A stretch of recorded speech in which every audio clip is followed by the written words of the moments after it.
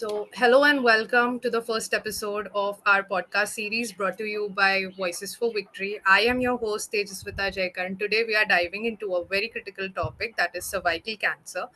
January being the Cancer Awareness Month, to help us unpack this subject, we are honored to have with us Dr. Indu Bansal, a renowned oncologist and passionate advocate for preventive healthcare.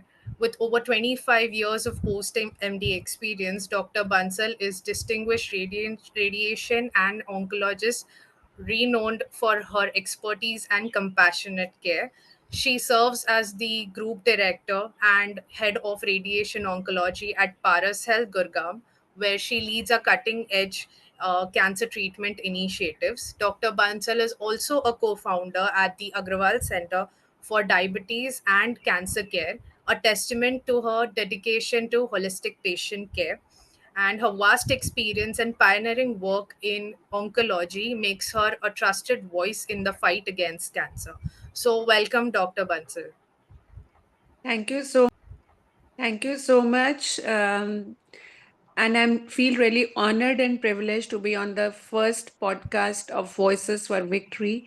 And I am sure that this podcast will reach a lot of people and who will get benefited by getting knowledge about cervical cancer and many further topics that you people will cover in the future.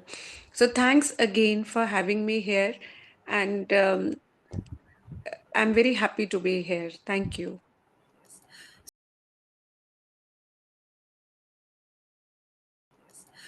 Starting with our first question, could you help our listeners understand the current scenario of cervical cancer? Cervical cancer is the female cancer, and it's the fourth most common cancer among women worldwide. In India, after the breast cancer, it is the second most common cancer in Indian women. It is the most preventable female cancer and only cancer against which a cervical cancer vaccine is available. But in spite of that, one woman every 4 months is diagnosed with cervical cancer, and unfortunately, one woman dies every minute because of it. So, which is a very unfortunate scenario, and we want to change this situation, and that's why knowledge sharing through platforms like this is very very important for us to make people aware about the cervical cancer, its causes, its prevention, the treatment available, about vaccines, and what the future holds for patients with cervical cancer.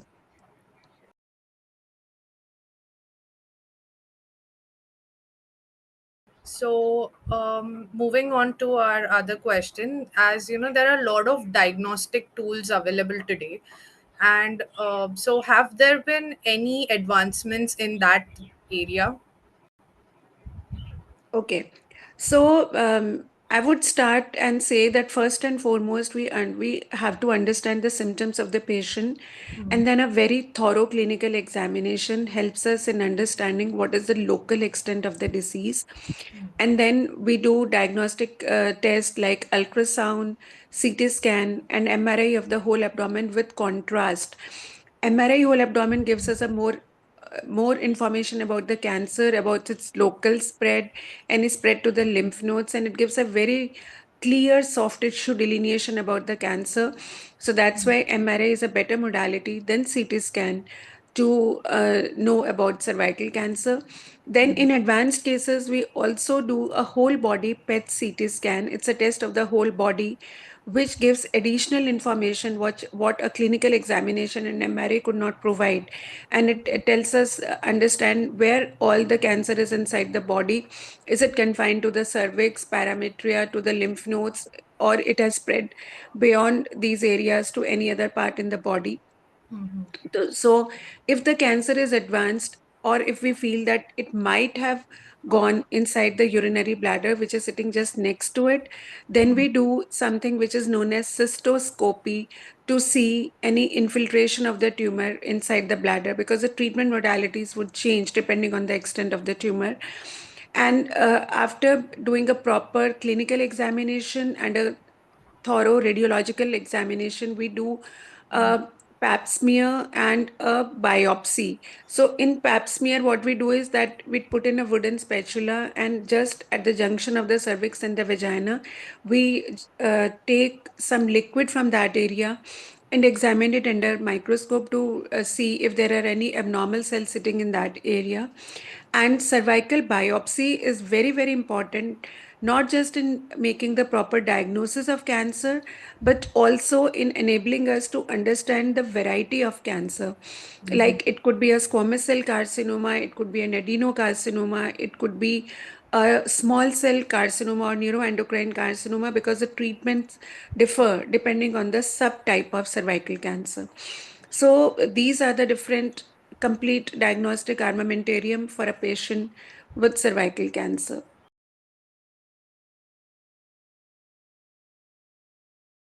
Okay. So let's talk about HPV vaccine. So I feel there is still a lot of hesitation around it. Okay. So HPV vaccine basically stands for human papilloma virus vaccine. So why do we need to understand it? Because the 90% of cervical cancers, the main culprit is HPV virus. And this virus spreads from sexual intimacy between two partners. It can transmit either through a vaginal contact, through an anal contact, or through an oral contact. So most of these HPV infections, they clear on their own, but certain infections, they persist for a long time. And if they persist for a long time, it can lead to pre-invasive cancer, and then it can penetrate further inside the basement membrane and lead to cervical cancer. So because we know the cause, that's why the cervical cancer vaccine can help us in preventing this cancer. So this vaccine is a preventable vaccine, means it prevents the occurrence of cervical cancer. It's not a therapeutic vaccine, means it does not cure an existing cancer. So that's why it has to be given before any sexual exposure.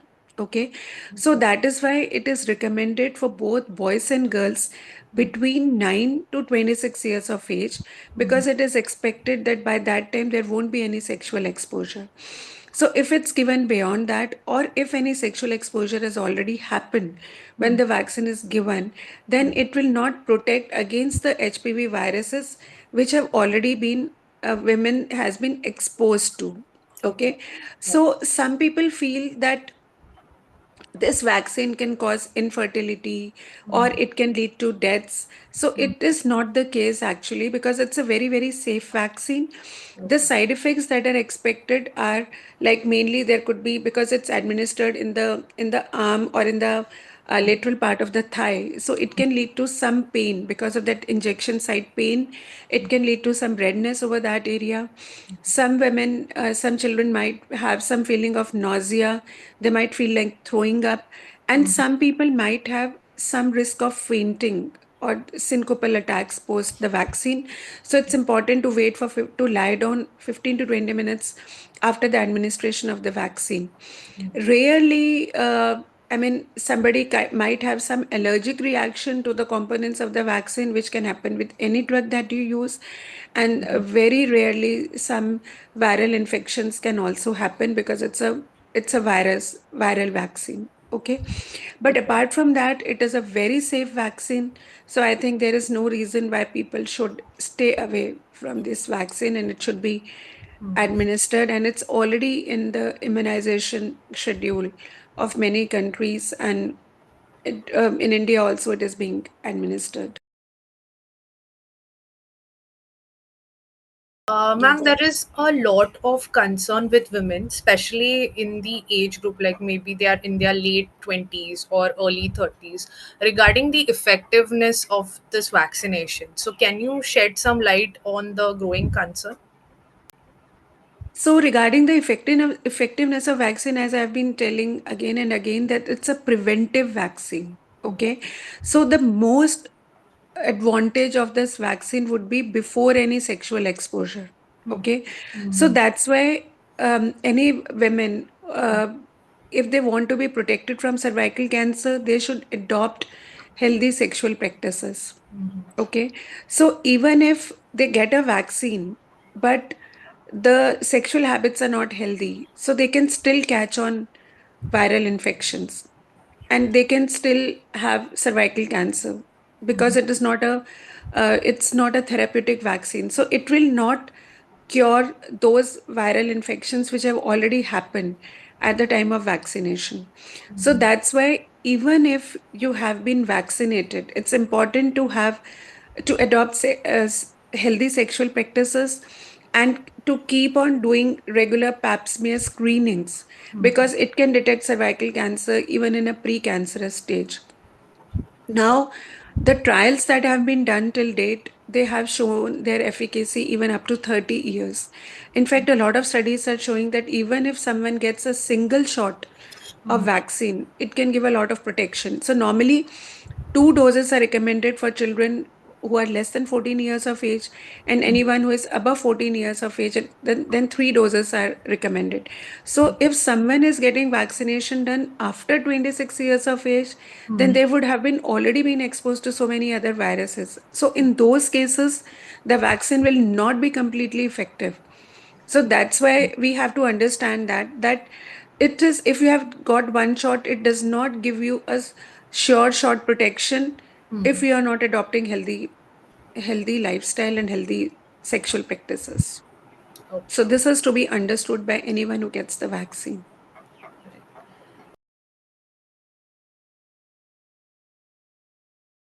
Okay, Yes. ma'am. So, as lifestyle is something that it like plays a very crucial role in terms of healthcare. So, what is the role of lifestyle that plays in cervical cancer prevention? Okay. So I would say that 70% of cancers are preventable, and cervical cancer is one of them. So adopting healthy lifestyle includes, to prevent cervical cancer, is not smoking, because smoking increases the risk of cervical cancer. There is some association with alcohol intake also, but it's mainly smoking which leads to increased risk of cervical cancer. Apart from that, having starting sexual activity at an early age, having unhealthy sex, having multiple sexual partners, or if your partner has multiple partners, then also it increases the risk of cervical cancer. Okay, so this is one of the reasons. And apart from that, people who have HIV or who are immunocompromised, say renal transplant recipients, because of low immunity, they are at increased risk of cervical cancer. So avoiding smoking is a crucial step towards prevention of cervical cancer. And as you know that there are too many advances that has come in, particularly in the technology sector. So how can technology, particularly AI, aid in cervical cancer awareness and its prevention? Okay. So AI has got a lot of emerging role in the cervical cancer treatment, and so I would say that one way that AI can help is through chatbots, where people can type in their queries and they get instant answers on cervical cancer or whatever aspect of cervical cancer you want to understand upon. Second thing is, we have been talking about Pap smear. Pap smear is a screening method which can be done either a traditional Pap smear or a liquid based Pap smear, and then there is HPV DNA based Pap smears. So normally when we do any Pap smear, then sometimes there can be some false negative rates. False negative rate means that women was positive but it was detected negative by the Pap smear. So AI helps us in decreasing the rate of false negatives. Okay, so its detection rate is much better because AI integrates a lot of data. So it creates a lot of data, and through that, it helps in diagnosing cancers much better. So one is in Pap smear. Apart from that, in reading the images of CT scan or MRI or PET scan, then the AI can detect the cancers which were missed already. So it helps in much more detection of much better reading of the images of the MRI and CT scan, so it leads to much better detection rate. And apart from that, when we treat the patients, then while treating patients, we use radiotherapy. And in radiotherapy, we have to mark the areas which need treatment, the areas which need protection. So it's a time consuming process for a radiation oncologist. But with AI tools, the contouring of the areas which need treatment and the areas which need protection is much, much faster. And so that's how you can treat more number of patients in a single day. So AI has got a very, very emerging role, but it will take some more time for its better integration in Indian community, but it's still a promising area for cervical cancer. So I'm seeing that in near future, AI will be integrated in each and every step of cervical cancer treatment. Yes. And could you briefly explain, the stages of cervical cancer and how they progress over time? Okay. So every cancer has typically four stages.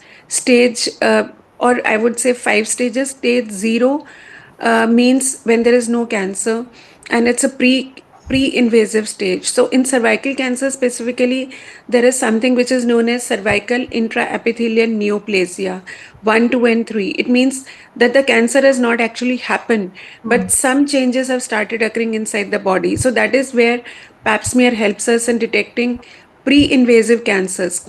In fact, if it's a CIN3, then 30% of them they can progress to a proper cervical cancer. So if we detect when the changes start occurring in a cell, and when actually the cancer happens, it may take even up to 30 years. So that's why if you are getting a pap smear screening done, then many cervical cancers can be detected in a precancerous stage, where only removal of the uterus and cervix would be sufficient to cure cancer. But in stage one, the tumor is confined, means the cancer has happened, and it is confined to the cervix. And cervix actually is the area between where the uterus opens into the vagina. So it's the mouth of the uterus. So here in stage one, the tumor is confined only to the cervix, but when it spreads, and the tumor is less than 4 centimeters in size, but if the tumor size is larger, it is spread to the surrounding structures, then it becomes stage two.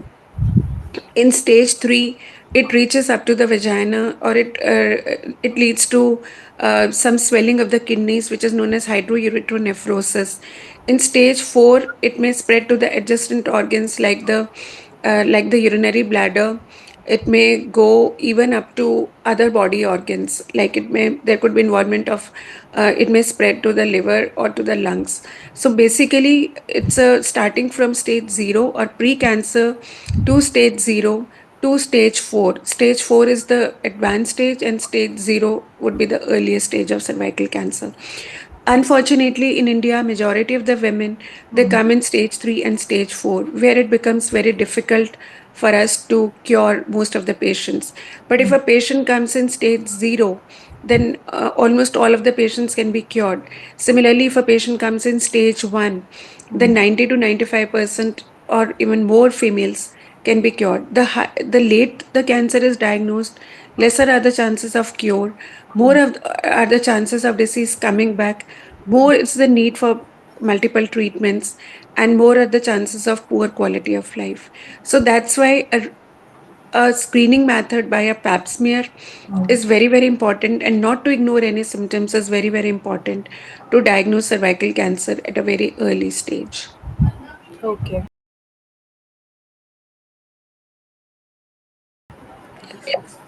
And are there any government initiatives that are addressing cervical cancer? So, there is a National Cancer Control Program which has been in place for many, many years.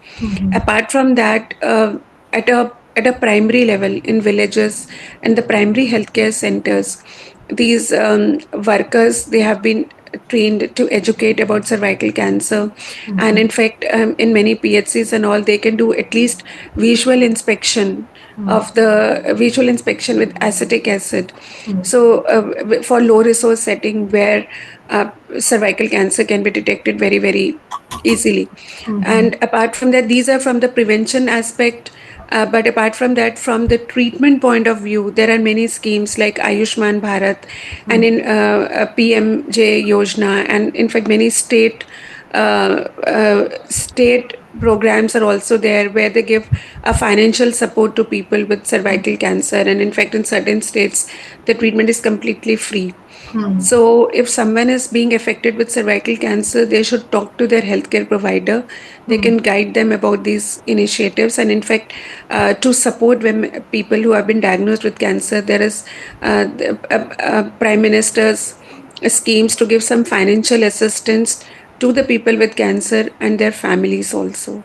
So they should talk to their healthcare providers. And in fact, for people who are affected with cancer, if they travel from one part of the country to another, the train fares are even lesser for people with cancer. So one can explore all these options.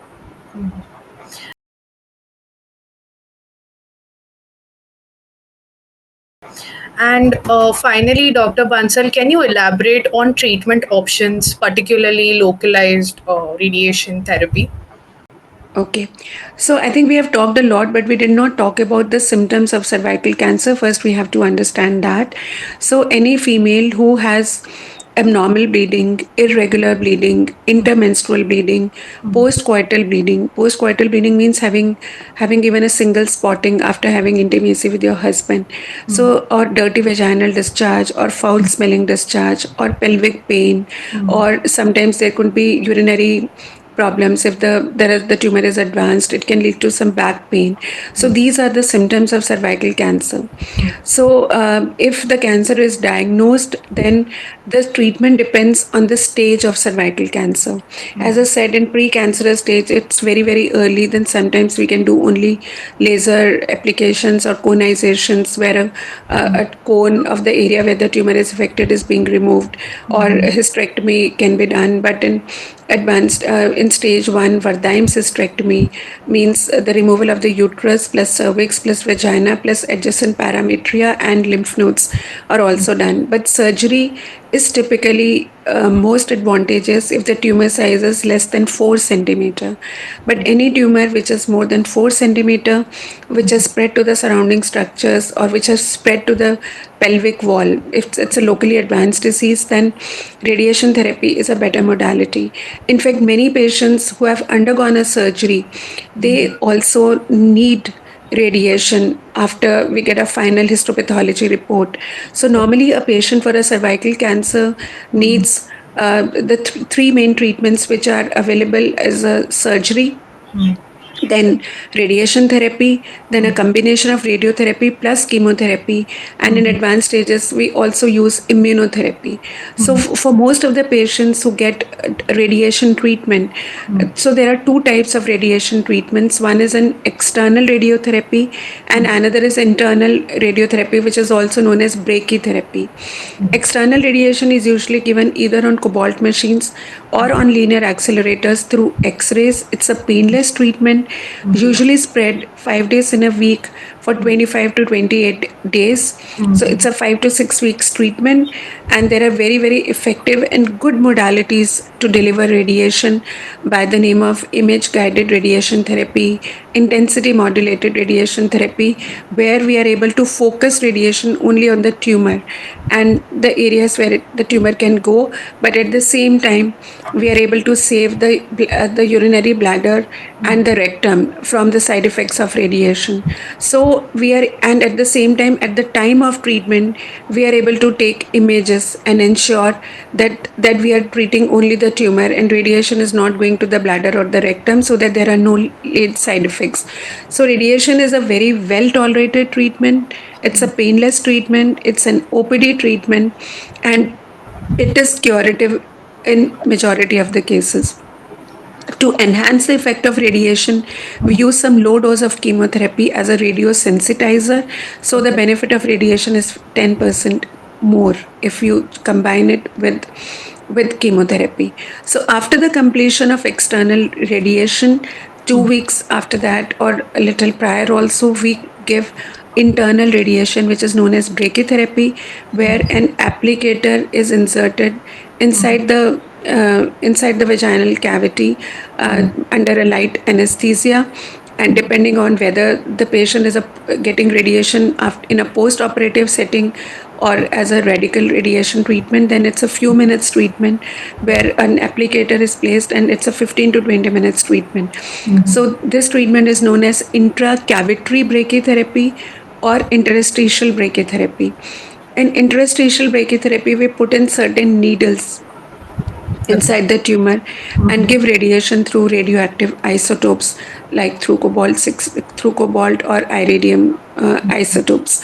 So it's a very effective treatment, painless treatment, and with very minimal toxicities. So people who are afraid of radiation treatment, they should not be afraid, rather talk to their radiation oncologist, who would be happy to explain about the treatment and give a treatment in a way where you can continue your daily activities. You can go to your office and do everything in your house also and get cured from cervical cancer. So radiation has seen a lot of advances. It's becoming more and more. Now we are even incorporating MRI images for delineating the tumor, and in fact, there in certain machines. MRI images are being used at the time of treatment. So there are some MRI based linear accelerators also, where soft tissue delineation is much better and the tumor is targeted every day at the time of treatment. So it's a very safe modality of cancer treatment. Okay.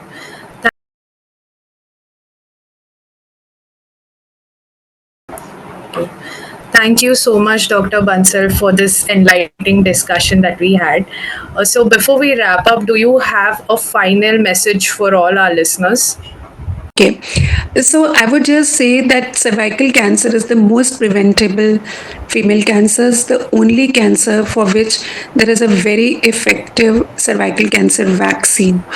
So my nine-pronged approach for prevention of cervical cancer, for curing, eliminating cervical cancer would be educate, educate, educate. Educate your girls about adopting healthy sexual practices. Do get the boys and girls both vaccinated for prevention of not just cervical cancer, but cervical cancer, vaginal cancer, vulval cancer, anal cancers in women, and anal cancers and oropharyngeal cancers in men, and for prevention of so many sexually transmitted diseases, specifically anogenital warts. So prevention is the key. Then getting pap smears done, starting at least at whenever you start sexual practice, 2 to 3 years post starting any sexual activity. Pap smear should be done on a regular basis, at least till 65 years of age. Don't smoke. Don't take alcohol. Keep your immunity good, and don't ignore any of the symptoms like any abnormal bleeding or vaginal discharge or foul smelling discharge or postcoital bleeding, and get the treatment at a right place. Go to the right doctor, take the right treatment, and then don't go for regular follow-ups also, because sometimes tumor can come back, and sometimes vaginal stenosis can happen. So your doctors can help you about tell you about vaginal dilators so that the vaginal cavity doesn't get narrowed down. So and regular follow-up is also very, very important. And cancer is not a death sentence. It's just the beginning of a new chapter of your life, and you can still make it good and worth living. And we can definitely improve the quality of life of all our cancer patients and prolong the life of majority of our patients, provided they come to us early. So don't be afraid of the disease, be educated, take the treatment on time, and don't stop living even after the diagnosis of cancer. Life can still be beautiful. Thank you. Thank you, Dr. Bansal, and thank you to our listeners. Don't forget to subscribe to Voices for Victory podcast for more episodes on health and wellness. Take care and stay informed. Thank you.